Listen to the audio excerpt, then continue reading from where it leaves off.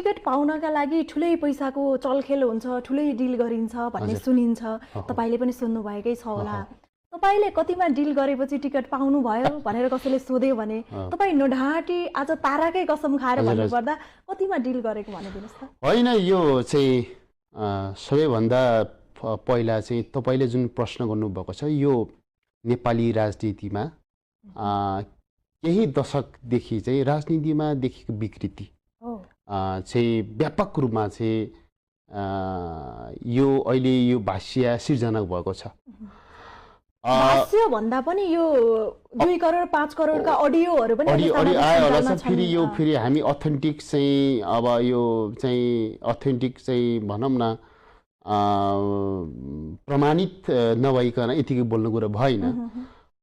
तर कुरा के हो भन्दाखेरि मेरो सन्दर्भमा चाहिँ त्यस्तो के पनि भएको होइन। वास्तवमा म आफैले पनि सिफारिस गरेको होइन।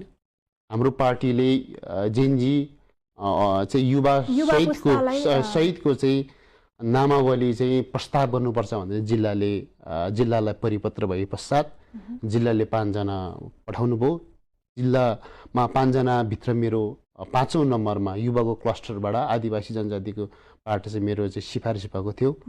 अनि प्रदेश हुँदै सङ्घसम्म आउने बेला चाहिँ अहिलेको समयको माग अनुसार अहिलेको जेनजी आन्दोलनबाट स्थापित भएको जति नै एउटा युथ लेभल र जनतामाझ अवेर भएको छ पोलिटिक्स प्रति अथवा पोलिटिक्स बारेमा, सायद यो चाहिँ अहिलेको चाहिँ एटमोस्फियर भनौँ न त्यो फेभरेबल भएर होला सायद मन्दिर चाहिँ आएको।